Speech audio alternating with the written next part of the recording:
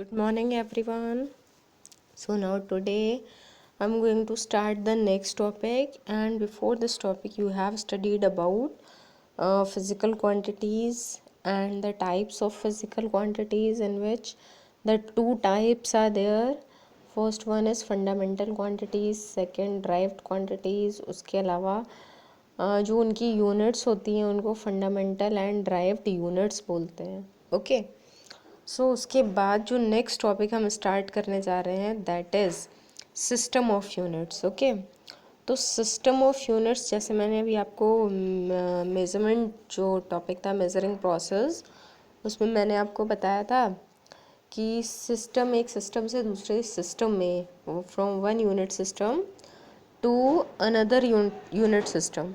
तो ये जो यूनिट सिस्टम्स होते हैं ये क्या होते हैं, जैसे आपने देखा था कि कुछ ऐसे सिस्टम है, जैसे लेंथ मीटर में दे रखी है, कन्वर्ट किस में करना है, सेंटीमीटर में. तो मीटर एक अलग यूनिट सिस्टम हुआ, सेंटीमीटर दूसरा यूनिट सिस्टम हुआ. इसी तरह से और भी बहुत सारे हो सकते हैं लेंथ के लिए, जैसे किलोमीटर भी होता है, मिलीमीटर भी होता है, और भी बहुत सारे होते हैं. तो एक्चुअली जो यूनिट सिस्टम होता है वो सिंगल यूनिट को लेकर बात नहीं करता है. जैसे मैंने बताया कि मीटर, सेंटीमीटर, ये एक्चुअली यूनिट्स हैं, ये यूनिट सिस्टम नहीं है. यूनिट सिस्टम का मतलब होता है a complete set of some of the physical quantities. जैसे कि अगर हम बात करें सेंटीमीटर की, लेंथ अगर सेंटीमीटर में है तो सेंटीमीटर लेंथ होगी, और जो मास होगा वो होगा ग्राम में, और टाइम जो है वो होगा सेकंड में. तो मोस्टली जो ज़्यादा यूज़ होने वाली फ़िज़िकल क्वांटिटीज़ हैं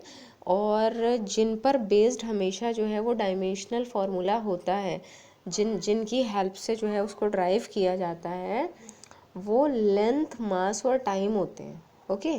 तो लेंथ, मास और टाइम, ये तीन ऐसी फिज़िकल क्वांटिटीज़ हैं जिनका यूज़ सबसे ज़्यादा होता है. ओके.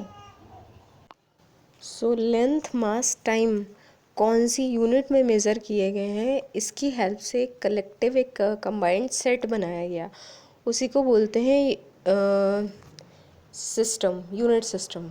ओके.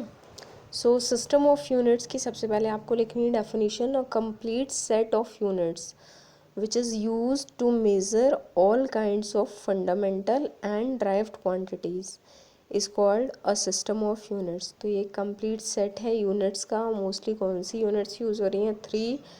और किस लिए यूज़ होता है? इनमें सभी का कॉम्बिनेशन होता है. Fundamental which is use to measure, सभी को मेज़र करने के काम आता है. ऐसा नहीं है कि इसमें लेंथ, मास और टाइम का यूज़ हो रहा है तो सिर्फ लेंथ, मास और टाइम को ही मेज़र करेगा, क्योंकि लेंथ, मास, टाइम बेसिक क्वांटिटीज़ हैं, फंडामेंटल क्वांटिटीज़ हैं. इनकी हेल्प से जो भी ड्राइव्ड क्वांटिटीज़ बन रही हैं उन सभी को ये मेज़र कर सकता है. तो ये कहलाता है सिस्टम ऑफ यूनिट. तो कुछ कॉमन सिस्टम ऑफ यूनिट्स हैं, तो उनको एक बार यहाँ पे डिस्कस कर लेते हैं. जैसे सबसे ज़्यादा जिनका यूज़ होगा उनमें CGS सिस्टम. तो CGS का मीनिंग ही है सेंटीमीटर ग्राम सेकेंड. ओके. तो इसमें लिखना है आपको कि it is based on centimetre gram second as the fundamental units of length, mass and time respectively. Okay. दूसरा जो सिस्टम है वो FPS होता है, इसका कम यूज़ होता है, फुट, पाउंड और सेकेंड. तो फिर से वही है, फुट किसके लिए यूज़ होगा? लेंथ के लिए. पाउंड जो है वो मास के लिए, और टाइम सेकेंड के लिए. उसके बाद आता है MKS. तो सबसे ज़्यादा यूज़ CGS और MKS का होता है. MKS कोई का ही अदर नेम SI सिस्टम है. SI in the sense standard international unit system है, इंटरनेशनली एक्सेप्टेबल है. ये पूरे वर्ल्ड में ये यूनिट सिस्टम चलता है. तो MKS का मतलब है मीटर, किलोग्राम, सेकेंड. तो लेंथ जो है वो मीटर में, इसीलिए देखा होगा आपने फाइनल आंसर जो है वो मीटर में लिखा जाता है. SI सिस्टम में हर एक यूनिट लिखी जाती है क्योंकि ये इंटरनेशनली एक्सेप्टेड है. ओके. तो ये जो है MKS सिस्टम है, मीटर, किलोग्राम, सेकेंड होता है लेंथ, मास और टाइम का रिप्रेजेंटेशन. तो यहाँ पर आपको सबसे ज़्यादा यूज़ CGS और MKS का मिलेगा. ओके. फिर आते हैं कोहेरेंट सिस्टम ऑफ यूनिट्स पर.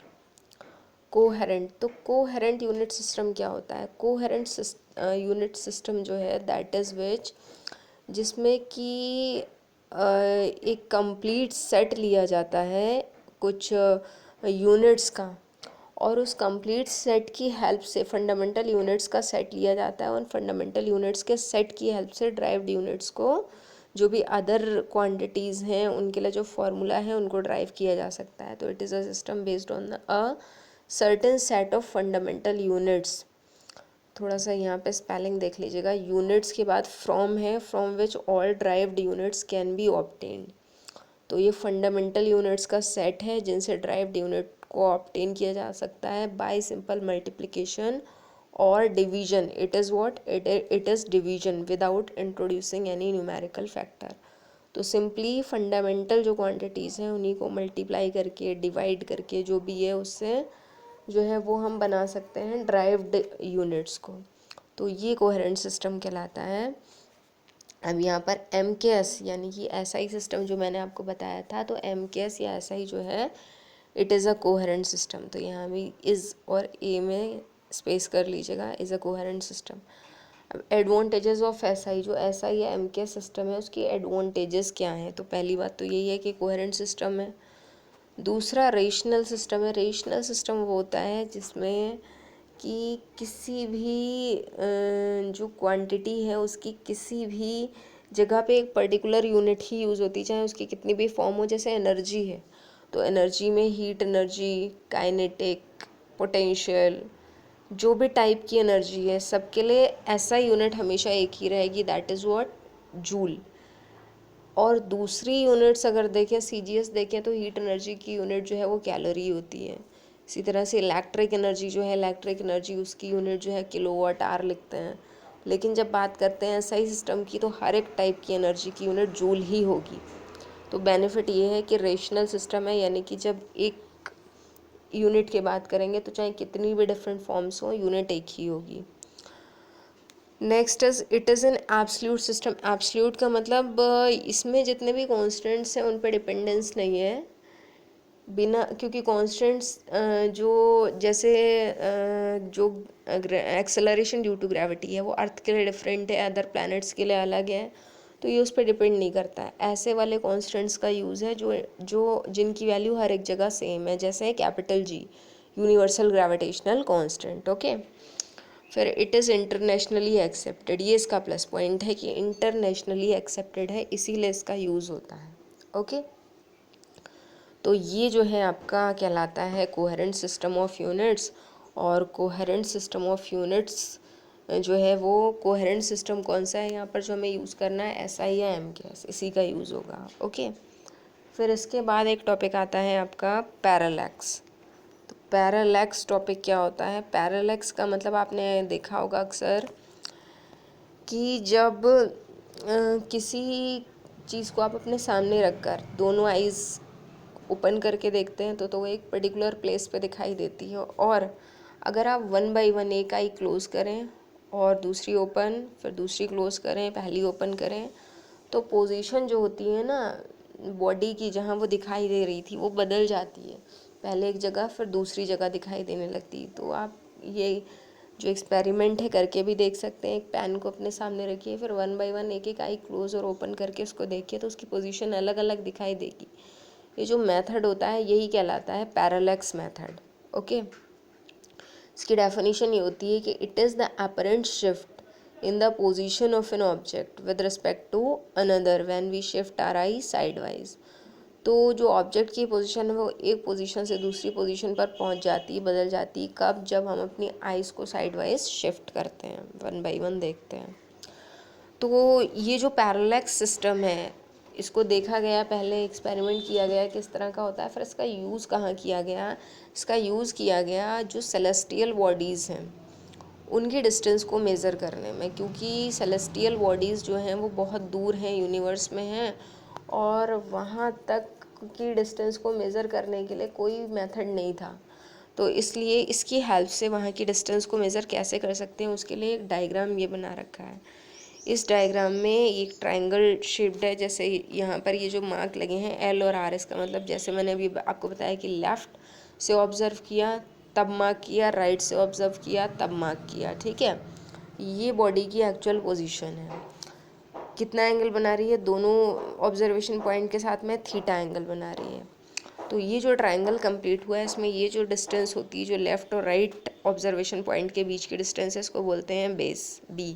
और जो एंगल यहाँ ऊपर बन रहा है ये कहलाता है पैरालैक्टिक एंगल।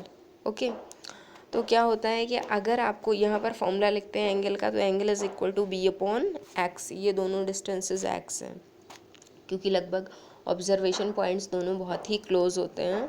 तो theta is equal to b upon x. यहाँ से एक्स यानी कि वही जो मैंने आपको बताया कि सेलेस्टियल बॉडी मतलब बॉडी की एक्चुअल पोजीशन ये है। अगर मान लीजिए आपको एक्स डिस्टेंस फाइंड करनी है तो आपने फॉर्मूला लगाया बी अपॉन थीटा। ये क्योंकि जहाँ से हम ऑब्जर्व कर रहे हैं वो डिस्टेंस तो हमें पता ही होगी, तो दोनों ऑब्जर्वेशन पॉइंट के बीच की डिस्टेंस हमें पता है और एंगल हमने मेज़र कर लिया, तो हम क्या फाइंड कर सकते हैं, डिस्टेंस। ओके, तो पैरालैक्स मेथड का ये यूज़ होता है। तो इसमें आपको ये डायग्राम बनाना है, ओके, और फॉर्मूला भी लिखना है। तो write the formula also this one. उसके बाद for the given diagram parallactic angle मैंने सेपरेट लिख दिया, इसको हटा दीजिएगा because it is already given in the diagram. Diagram में ही फॉर्मूला दे रखा है तो no need to write it separately.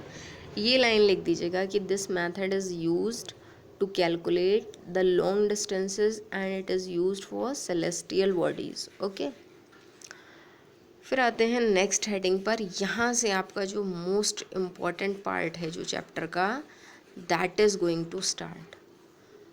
और यहाँ से जो भी स्टार्ट हो रहा है वो सब बहुत इम्पॉर्टेंट है एग्ज़ाम के लिए, क्योंकि ऊपर जितना भी आप पढ़ कर आए हैं वो आगे वाले टॉपिक्स को समझाने के लिए थोड़ा सा प्रिपरेशन थी, थोड़ा बेसिक था। अब यहाँ से जो मेन आपका कॉन्सेप्ट है वो स्टार्ट होने वाला है, जो आपका यूनिट का नाम है, जो चैप्टर का नाम है डायमेंशनल एनालिसिस। तो डायमेंशंस या डायमेंशनल वर्ड आपने पहले सुना है। डायमेंशंस का मतलब होता है कि जो हम किसी भी मेज़रमेंट के लिए जो हम कह सकते हैं डायरेक्शंस लेते हैं, those are known as dimensions. जैसे कि अगर जो है वो सीधी एक ही डायरेक्शन में अगर ऑब्जेक्ट जा रहा है तो वन डायमेंशनल मोशन ट्रीट किया जाता है। 2 डायरेक्शंस का यूज़ है 2 डायमेंशनल, 3 का यूज़ है 3 डायमेंशनल। तो उसी तरह से डायमेंशंस का क्या रोल होता है यहाँ पर। तो सबसे पहले dimensions of a physical quantity ये होती क्या है। तो जैसा मैंने आपको बताया था कि 7 फंडामेंटल क्वांटिटीज़ होती हैं नेचर में। 7 फंडामेंटल बेसिक जिनको माना गया, जो किसी दूसरी पे डिपेंड नहीं करती, वो कितनी है, 7। और इन्हीं का अदर नेम है 7 डायमेंशंस ऑफ द वर्ल्ड। इनको 7 डायमेंशंस ऑफ द वर्ल्ड भी कहते हैं। यानी कि सबसे पहले मेज़रमेंट के लिए ये चीज़ें यूज़ हुई, उसके बाद इनकी हेल्प से दूसरी क्वांटिटीज़ आई। तो ये कौन कौन सी होती हैं 7 फंडामेंटल क्वांटिटीज़। तो जैसा मैंने आपको बताया था कि जो फंडामेंटल क्वांटिटीज़ हैं वो सिर्फ 7 हैं। और क्वेश्चन यह आ सकता है कि व्हाट आर द 7 फंडामेंटल और बेसिक क्वांटिटीज़ इन नेचर। तो ये आपको सीक्वेंशली याद होना चाहिए। एक्चुअली इनका सीक्वेंस जो है वो ही ये है कि length, mass, time, electric current, temperature, luminous intensity and amount of substance. तो लेंथ, मास, टाइम जो स्टार्टिंग वाली इन तीनों का सबसे ज़्यादा यूज़ होता है और बाकी सबका कम यूज़ होता है। तो ये क्वांटिटीज़ जो हैं ये सबसे ज़्यादा बेसिक हैं, ये दूसरी क्वांटिटीज़ पे डिपेंड नहीं करती हैं और दूसरी क्वांटिटीज़ जो हैं वो इनकी हेल्प से बनती हैं। ओके, तो यही कहलाती हैं 7 डायमेंशंस ऑफ द वर्ल्ड। तो अगर 7 फंडामेंटल क्वांटिटीज़ की बात होती है तब तो आप ऐसे लिख देंगे, ठीक है। 7 फंडामेंटल यूनिट्स की बात होती है तो आप इन्हीं की यूनिट्स को लिख देंगे। और अगर इस हेडिंग से क्वेश्चन आता है कि right the 7 dimensions of the world, तो थोड़ा सा सिम्बोलिकली चेंज करके लिखना होगा। कैसे लिखेंगे, तो देखिए डायमेंशनल फार्मूला को प्रॉपरली लिखने का मेथड ये है, ऐसे करके लिखा जाएगा कि सबसे पहले आपने क्वांटिटीज़ को इधर लिखा और इस साइड में उनको जो डायमेंशनल फार्मूला है, उनका जो डायमेंशंस की फॉर्म में लिखने का तरीका है वो हमेशा स्क्वायर ब्रैकेट में लिखा जाता है। ओके, स्क्वायर ब्रैकेट बनाते हैं और कैपिटल लेटर बनाते हैं।